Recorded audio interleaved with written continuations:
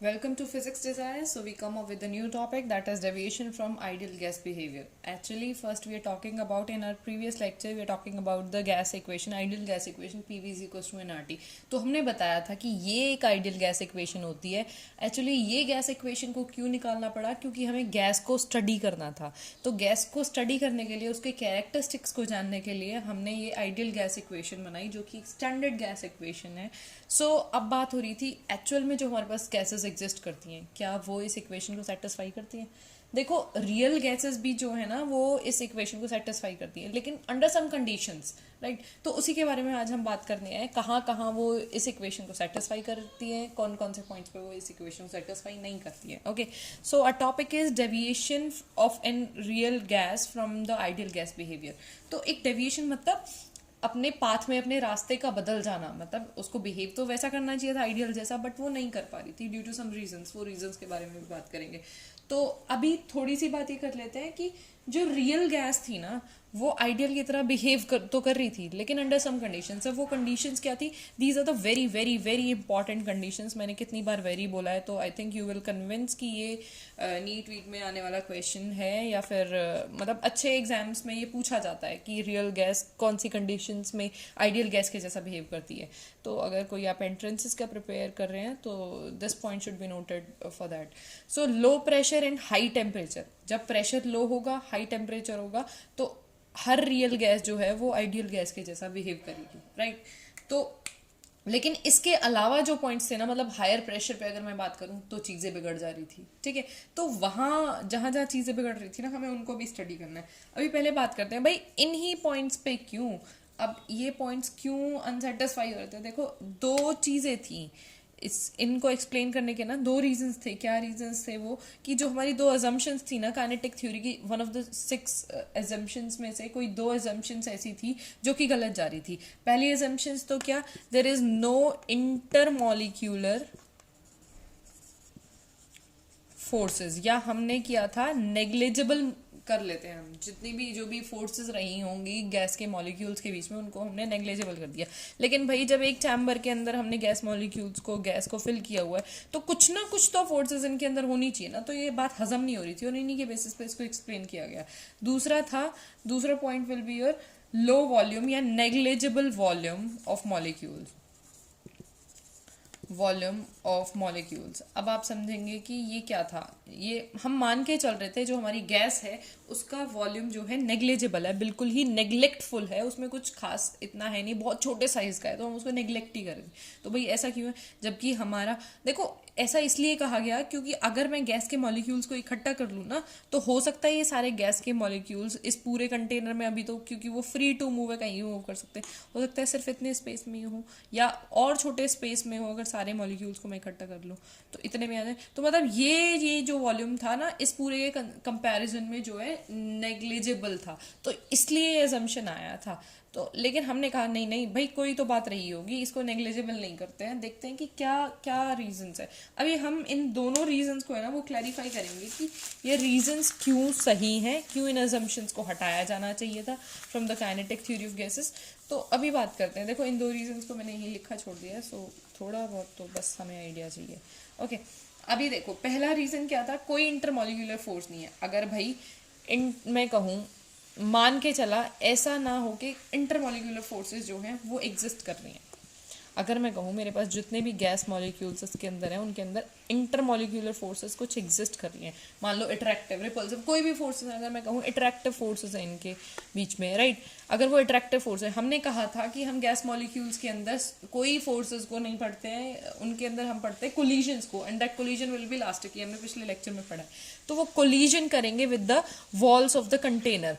Okay, अब वो container के साथ जो है हिट करेंगी, तो इसका मतलब क्या है कि अगर उनके बीच में कोई इंटरमॉलिक्यूलर फोर्सेस एग्जिस्ट करता हो, या फिर मैं कह दूं उनके बीच में वो अट्रैक्टिव फोर्स कोई हो, तो जितने पहले फोर्स से ये यहाँ हिट कर रही थी, जितने प्रेशर से ये पहले हिट कर पा रही थी, अब वो नहीं हो पाएगी, क्योंकि ये एंगेज हो गया ना मॉलिक्यूल इसमें. मतलब कुछ एनर्जी तो उसने अपनी यहाँ दी होगी ना इन द इंटरमॉलिक्यूलर फोर्सेस. तो पहले जितने प्रेशर से ये वॉल्स ऑफ कंटेनर से कोलाइड कर रहा था, अब नहीं कर पाएगा. तो इसका मतलब क्या है? प्रेशर क्या हो गया आपका? लो. सो लो प्रेशर हो गया। अब वही बात आ गई, तो किस किस चीज़ पे रियल गैस आइडियल गैस की तरह बिहेव कर रही थी? लो प्रेशर पे। पहली चीज़ क्लियर हुई। दूसरे रीजन के बारे में बात करते हैं। अच्छा, इस चीज़ में एक चीज़ और करना कि जो अप प्रेशर जो है वो लो प्रेशर है। अब ये लो प्रेशर किसका है? हमारी रियल गैस का ना। तो रियल गैस के केस में तुम्हारा रियल गैस के केस में जो तुम्हारा रियल प्रेशर है, या मैं रियल प्रेशर लिख दूं इसको, pressure for real gas it means, वो कम होगा आइडियल गैस के लिए। समझ पा रहे हैं आप ये चीज? रिलेट करना कैसे? पहले हमने माना था अगर गैस आइडियल है तो कोई इंटरमोलिकुलर फोर्सेस नहीं है, कोई इंटरमोलिकुलर फोर्सेस नहीं है, तो जितने प्रेशर से पहले हिट कर रही थी उतनी प्रेशर से करी, मतलब ज्यादा प्रेशर है, राइट। अगर मैं कहूँ इनके बीच में इंटरमोलिकुलर फोर्सेस हैं तो वो यहाँ एंगेज हो गए, मॉलिक्यूल्स आपस में एंगेज हो गए, तो अब कम प्रेशर से जाएंगे। और ये कौन सी गैस की तरह बिहेवियर है? हमारा रियल गैस की तरह। मतलब जब लो प्रेशर होता है तो रियल गैस कोशिश करती है वो आइडियल की तरह बिहेव करे। पहला पॉइंट क्लियर हो गया। दूसरे के बारे में बात करते हैं। अगर मैं कहूँ लो वॉल्यूम ऑफ मॉलिक्यूल्स, अब आप दो डायग्राम्स के थ्रू इनको समझते हैं, समझना। ये हमारे पास एक कंटेनर है जिसके अंदर गैस मॉलिक्यूल्स बहुत सारे हैं, ओके। अगर मैं मान के चल रही हूँ उनका वॉल्यूम नेग्लिजिबल है, राइट, तो इस पे कितना भी प्रेशर अप्लाई किया जाए, अगर मान लो इस पिस्टन पे मैं प्रेशर अप्लाई कर दूं, समझो ये रियल है, ये आइडियल है। आइडियल कहती है, आइडियल बिहेव किसकी तरह करती है? जो भी काइनेटिक थ्योरी कह रही है आइडियल गैस वही है ना, ठीक है। तो आइडियल कहती है negligible volume of gas molecule. Negligible volume में मतलब मैं हाईएस्ट प्रेशर इस पे अप्लाई कर दूं, इतना प्रेशर अप्लाई कर दूं कि वॉल्यूम कुछ बचेगी ना। नेग्लिजिबल वॉल्यूम का मतलब क्या है? कुछ है ही नहीं, तो मतलब पूरे प्रेशर पे तो ये यहाँ जाएगा ना, बिल्कुल कुछ बचेगा ही नहीं, जीरो वॉल्यूम बिल्कुल, ठीक है। तो इसको पूरा कंप्रेस कर दूं अगर मैं पिस्टन को, तो मेरे पास क्या आ जाएगा? आइडियल बिहेवियर आ जाएगा। अब तुम देखो यहाँ वॉल्यूम ज्यादा है, यहाँ वॉल्यूम ज्यादा है, ऑब्वियसली यहाँ, तो मतलब real gas volume will be greater than ideal gas volume, okay. तो दो चीजें समझ में आई हमें। तो इन चीजों से हमें पता चल रहा था कहीं ना इस इक्वेशन में ही गड़बड़ है। जो रियल गैस इक्वेशन है ना, उस इक्वेशन में ही गड़बड़ है। अब P V is equal to N R T तो बात कर रही है हमारी रियल गैस के लिए, आइडियल गैस के लिए, ठीक है। ये तो आइडियल गैस के लिए, मतलब अब रियल गैस को किससे कैरेक्टराइज करें भाई? कहीं कुछ ना कुछ कैरेक्टरिस्टिक्स तो रियल गैस की भी होंगी, तो वहां पे हमारे पास जो है ना करेक्शन फैक्टर है। अभी हमने देखा कि प्रेशर वाली बात लिखते हैं, रियल प्रेशर जो है वो कम था, आइडियल प्रेशर जो है वो ज्यादा था। ये दोनों इक्वेशंस आप जरा दिमाग में रखेंगे, ओके। अब इनसे ही देखना, प्रेशर जो है आइडियल का ज्यादा है, ठीक है। तो अब आइडियल प्रेशर आइडियल का ज्यादा है ये वाला, तो अगर मेरी रियल गैस के बारे में बात करूं तो रियल गैस कब आइडियल की तरह बिहेव करेगी? जब उसका प्रेशर कुछ इंक्रीज कर जाए, increase by some factor alpha मान लेती हूँ मैं, ओके।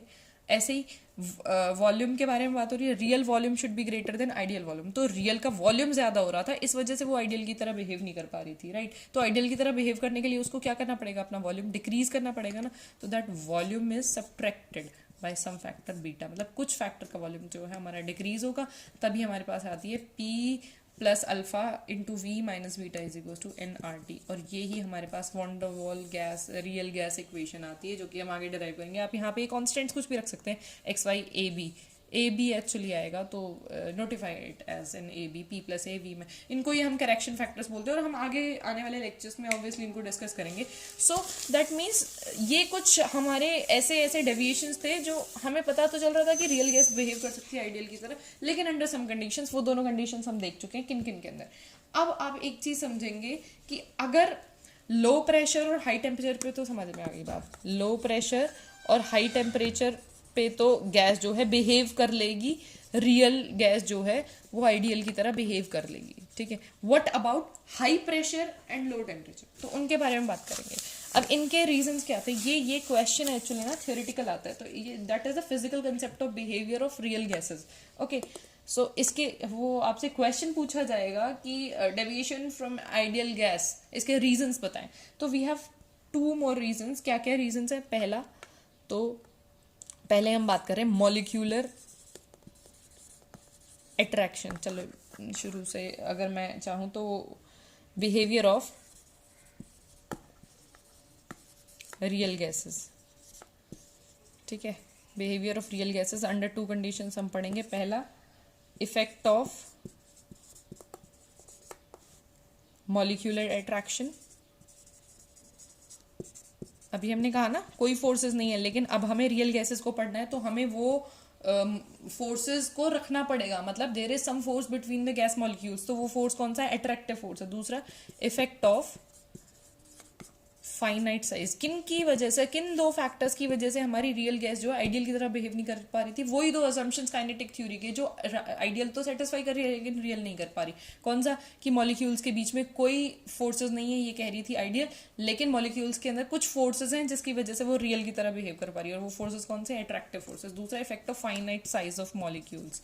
ठीक है, इसका भी मतलब यही था, हम मान के चल रहे थे नेग्लिजिबल वॉल्यूम है, लेकिन यहाँ तो कुछ वॉल्यूम एग्जिस्ट कर रहा है, मतलब उसका कुछ फाइनाइट साइज है, तभी तो उसको वॉल्यूम एग्जिस्ट कर रहा है। तो इन दो फैक्टर्स को ही हम स्टडी करेंगे। इन दो फैक्टर्स में ही एक्चुअली हम दो चीज़ें पढ़ेंगे, high pressure and low temperature. ये हाई प्रेशर को बता देता है एक्चुअली, और ये लो प्रेशर, लो टेम्परेचर को हमारे को जो है सेटिस्फाई कर देता है। ये दो कंडीशंस थी जो नहीं दे पा रहा था, मतलब आइडियल गैस की तरह रियल गैस बिहेव कर पा रही थी लो प्रेशर और हाई टेम्परेचर पे।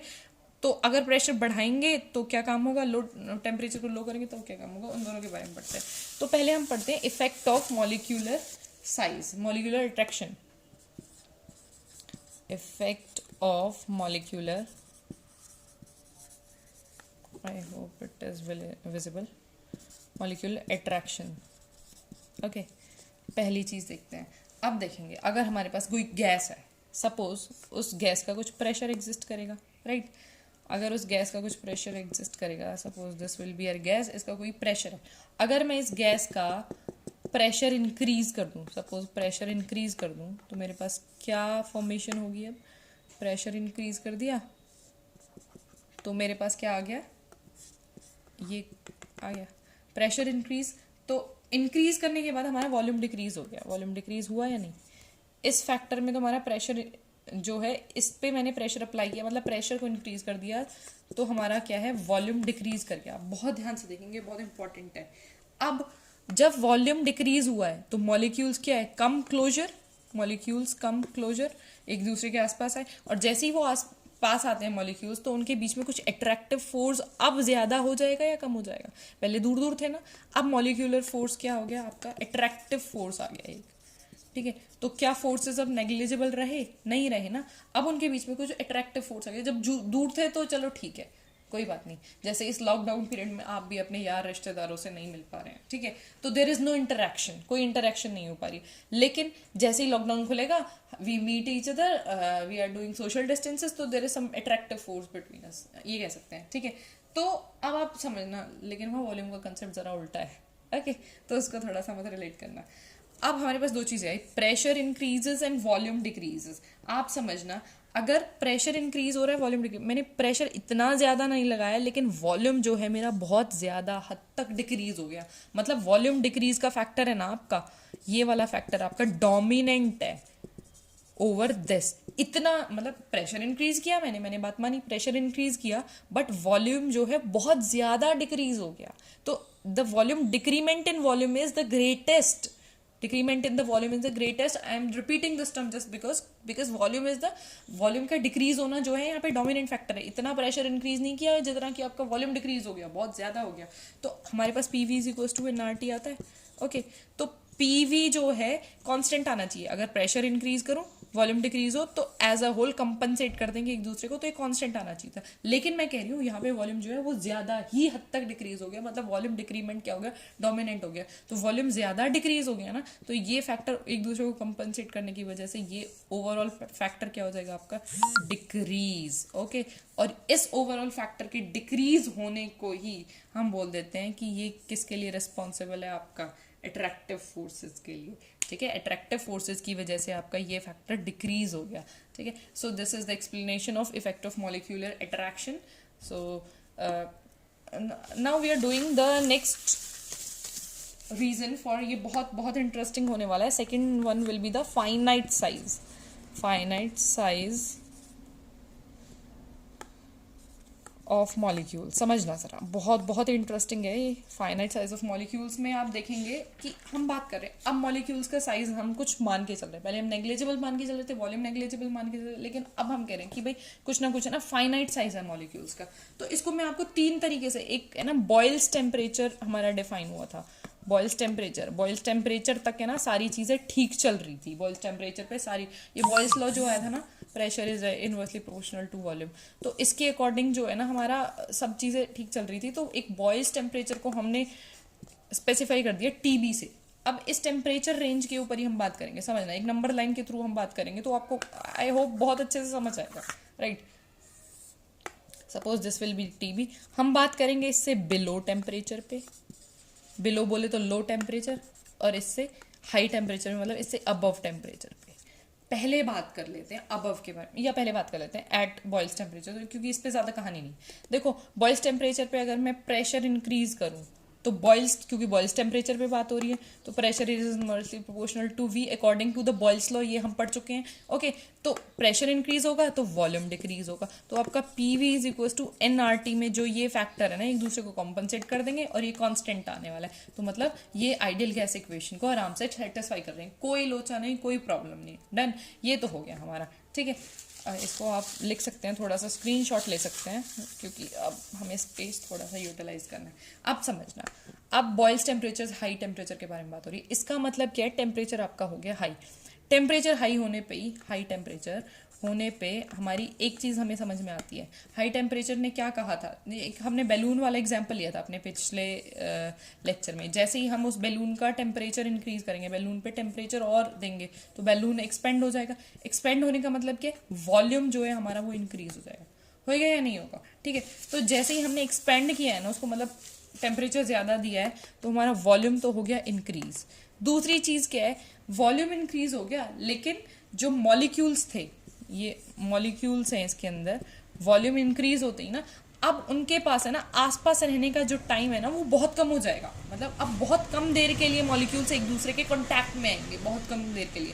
तो जो अट्रैक्शन पहले हो पा रही थी लो टेम्परेचर पे या बॉयल्स टेम्परेचर पे, वो अट्रैक्शन अब नहीं रही। तो मतलब वॉल्यूम तो इंक्रीज हो गया, वो चीज़ समझ में आई, बट अट्रैक्शन जो हो गई वो हमारी क्या हो गई, वीक, वीकर द अट्रैक्शन। अब अट्रैक्शन वीक होने की वजह से समझना, अगर मैं अब प्रेशर इंक्रीज कर दूं, ठीक है, तो वॉल्यूम भी आपका इंक्रीज हो रहा है, ठीक है।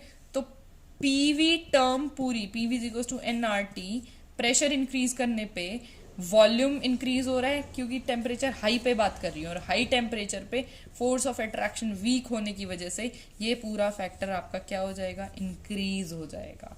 ओके, तो ये पूरा फैक्टर इंक्रीज, कांस्टेंट तो नहीं रहा, कांस्टेंट रहा तो तब तक आइडियल गैस बिहेवियर था, लेकिन कांस्टेंट ना होके बढ़ गया तो अभी आइडियल गैस से क्या हो गया, डेविएट।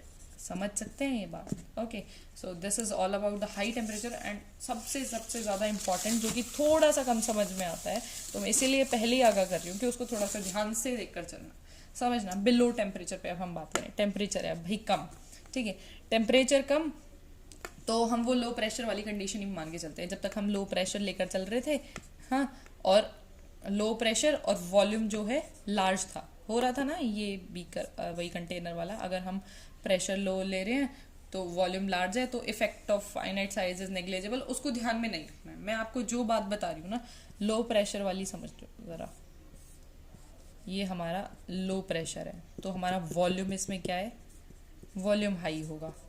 देखो जैसे हाई टेम्परेचर करने पे तो पिस्टन यहाँ आ जाएगी ना, तब वॉल्यूम कम होगा। अभी तो हाई वॉल्यूम है क्योंकि मैंने प्रेशर कम है, तो ये लो प्रेशर पे हमारा वॉल्यूम हाई आ रहा है। ओके, इतनी बात हो रही है, टेम्परेचर के बारे में बात करेंगे, पहुंचते हैं, ठीक है। तो अब समझना, वॉल्यूम हाई, पूरे का तो वॉल्यूम बहुत हाई है, लेकिन मॉलिक्यूलर वॉल्यूम क्या है, मॉलिक्यूलर वॉल्यूम स्मॉल है। समझना कैसे, अगर मैं कहूँ इस पे हाई टेम्परेचर अप्लाई कर देती हूँ मैं, समझना, हाई प्रेशर, सॉरी, प्रेशर को हमने बढ़ा दिया, प्रेशर इंक्रीज कर दिया तो मॉलिक्यूल्स जो है ऐसे आ गए।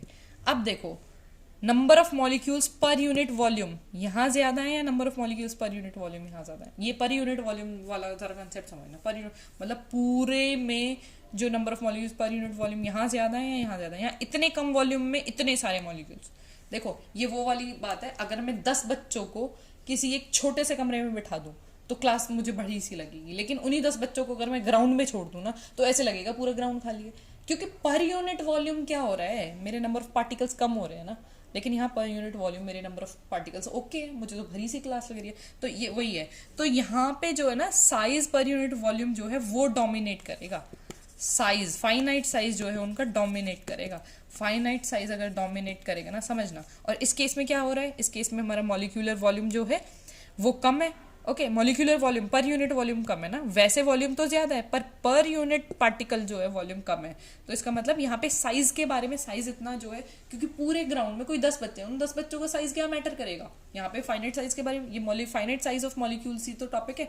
यहाँ पे मॉलिक्यूल्स का साइज जो है वो कुछ मैटर ही नहीं करेगा, उसको नेग्लेक्ट कर सकते हैं आराम से लो प्रेशर पे, जो कि हम करते हैं। लेकिन हाई प्रेशर पे अगर हमने जो अपना मॉलिक्यूल्स का साइज जो है उसको नेग्लेक्ट किया तो प्रॉब्लम हो जाएगी। यहाँ पे ये फैक्टर डोमिनेंट हो जाता है, राइट। तो यहाँ पे फैक्टर डोमिनेंट होने की वजह से हम कह सकते हैं हाई प्रेशर पे, आपका हाई प्रेशर है तो पीवी जो है वो डिक्रीज करेगा। क्यों? क्योंकि यहाँ पे वॉल्यूम जो है वो एब्रप्टली क्या किया है, आपका डिक्रीज किया है या नहीं। प्रेशर तो इंक्रीज किया है लेकिन वॉल्यूम उससे ज्यादा डिक्रीमेंट हुआ है, जैसे डोमिनेंट फैक्टर रहा है यहाँ पे volume. So that's why this whole factor decreases.